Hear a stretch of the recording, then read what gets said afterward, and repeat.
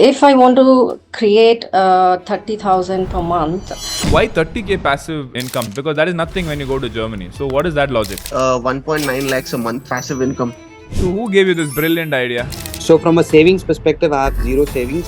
You've not been able to save anything and you are 37. Try and very simply split this money into... Can you guess what is the number you will reach, Pawan, if you follow whatever Kirtan just said? 2-3 crores probably. 12.2 crores. Hey guys, welcome back to the 1% Unfiltered, where we take unfiltered questions exclusively from the 1% Club members. And on today's episode, we have Mr. Kirtan Shah, who is a renowned financial planner with more than 14 years of experience. And his company manages almost close to 8,000 crores of AUM for, HNIs and millionaires of this country. So very privileged to have you, Kirtan, on the show. Thank you so much for coming. Having me.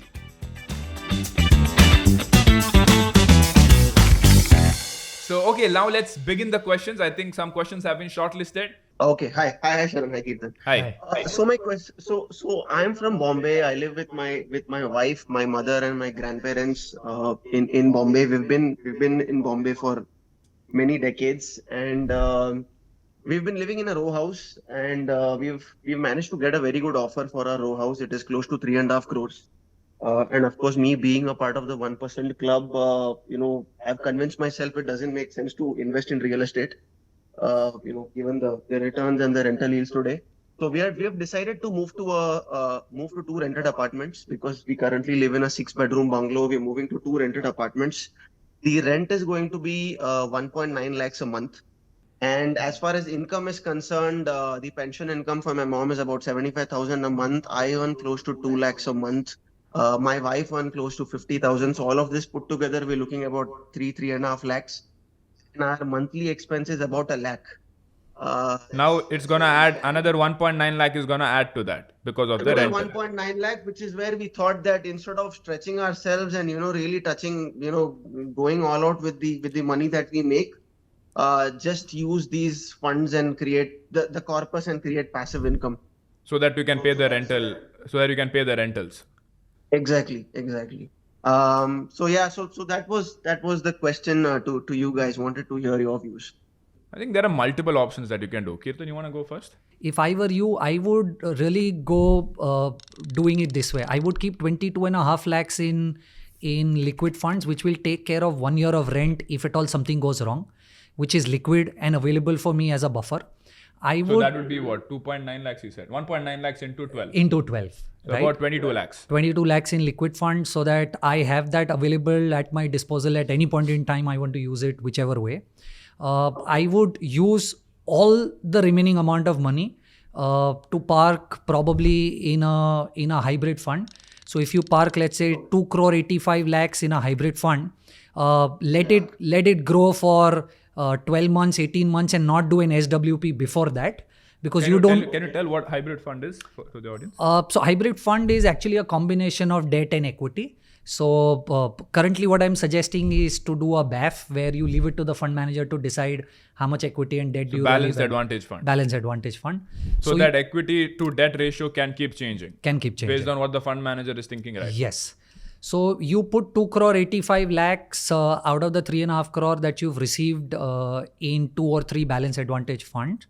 The number 2 crore 85 comes with a thought that probably once you've invested 2 crore 85 lakhs and let it grow for 12-18 months, and from that point onwards, if you do a 8% a year SWP from that fund, you'll be able to Systematic withdrawal plan. Meaning every month money comes out from the fund. You will be able to fund that 1.9 lakh a month that you require, and hopefully these funds will be able to generate 10-11% over a longer period of time, plus you have liquid cash flows, plus you have income, right? So you will still be able to make 10, 11, 12% on your 2 crore 85, be able to withdraw 8%, have liquidity at your disposal. And what do you mean by withdraw 8%? Withdraw 8% of the money every year. 8% every year will give him 22,80,000 that he really needs. Correct. On a yearly basis for the rent. And it is growing by 11-12%, but he's removing 8%. Only 8%. So corpus is also growing. Corpus is growing by 4% every year. Correct. And also at the same time, the difference between 3.5 crore and 285 that can be put towards good use to create wealth over a period of time. Yeah. So here are three things. First, keep close to 22.5 lakh rupees in liquid fund to fund for 1 year of your rent expenses if worst has to happen. 2 crore 85 lakhs, put that in 2 or 3 balance advantage fund. Let it grow for 12-18 months. Don't do an SWP immediately. And the third is the remaining amount, 3 crore, 3.5 crore minus 285. Let that grow towards creating wealth. I actually want to add on. Along with that, you can also instead of putting everything in balance advantage fund, I would have personally also put some money in some commercial real estate properties. So there's something called fractional, not REITs. REITs is there, but there are also something called fractional real estate investments. Fractional ownership. Yeah, Yes. I'm aware. So you can put like minimum 25 to 50 lakhs, and they can give up to 9 to 11% of passive income every year. And along with that, there is capital appreciation on top of it. So little bit of diversification in real estate is also something that you can explore to kind of diversify that portfolio. Cool. All right, Suraj. Thank you so much. I hope you guys- Thanks. Hi. I have around 20 lakhs which I want to invest. So if I want to create 30,000 per month, how would you recommend me to invest that? And I'm planning to, move abroad and find a job this year. So I'm preparing for that. I have kept aside, like 15 lakhs for that. And other than that, I have 20 lakhs. I don't have a job right now. I lost my job in November, and I'm working on, creating a career in yoga. So I just finished my yoga teacher training certification. So yeah, basically I want to create a passive income. So how can I do that? So what country are you looking at? Germany. Why 30K passive income, 30K per month? Because that is nothing when you go to Germany. So what is that logic?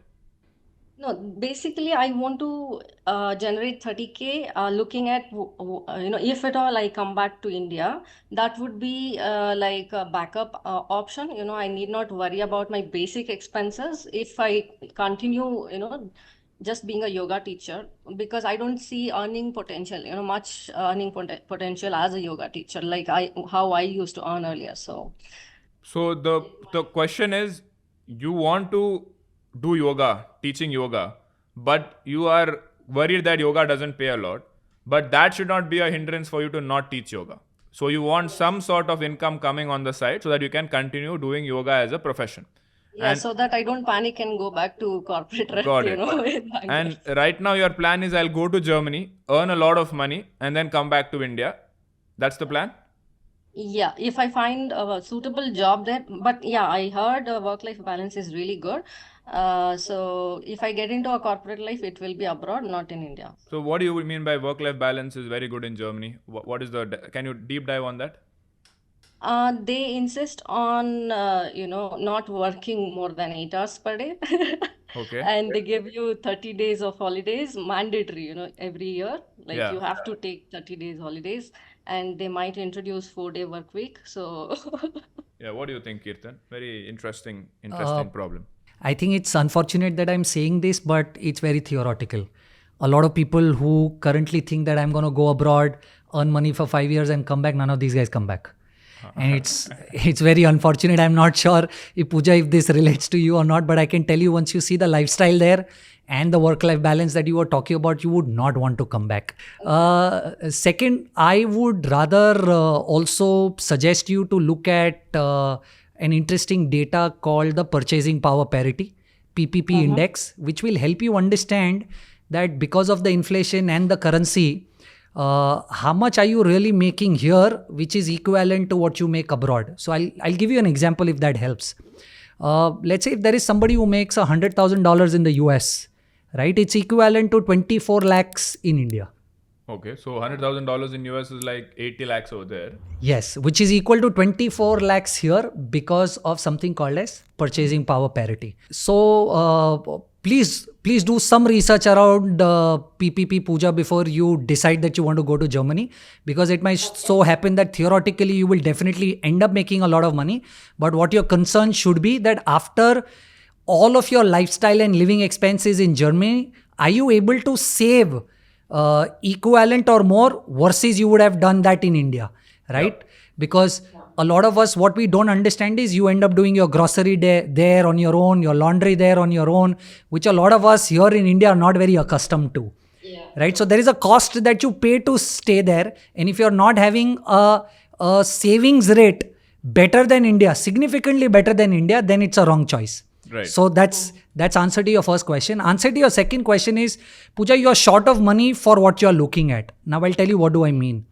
So suppose if you have 20 lakh rupees, right? And even if I assume 8%, because I'm assuming you would not want to take risk on the 20 lakh rupees and you are able to generate 8% on this 20 lakhs, you will still be able to make only 13,000 rupees a month.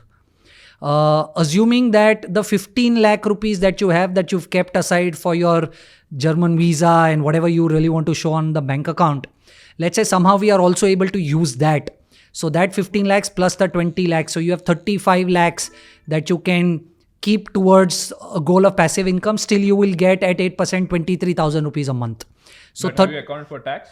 I was just coming to that. This is excluding the tax that you might have to pay. Right now, I don't know your tax structure, so I might not be able to comment on this. But 30 is far stretched in your case, right? The best case. Already in FD, so at 7%. So I would want to optimize the returns. So again, like I believe that you will not be wanting to take risk on this. And I'm not sure from your German visa perspective, whether if you put this in bonds, will they consider this as an investment and help you get the visa that you're looking at. But assuming that you can do that, I think a small finance bank FD can currently make you a 9.1% kind of. You can put it in. Do you have senior citizens in your family, Pooja? Yeah, my mom, she has her own pension. So you can put an FD in a small finance bank in your mom's name. And then if you want to take a little bit more risk, you can also consider like NBFC's FDs. Like there is, Shriram Transport Finance, there is Bajaj Finance, all top names in the country. Yeah. But you still need to save a little bit more, because when you said 30K per month passive income, I would say at least you should have 40 lakhs of corpus to comfortably reach that point post-tax.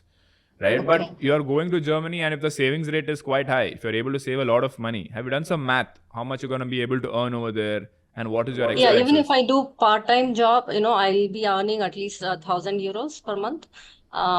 So which will be enough for, the expenses there. But some people are saying you can always do extra job and, earn more than that. Yeah, you can teach yoga there to those Germans. They will love to learn yoga from Indians, because they're like. Yeah, they would love that. That's why that was my actual plan. That's why I did the certification. So. Awesome. Thank you, Pooja. Thank you so much.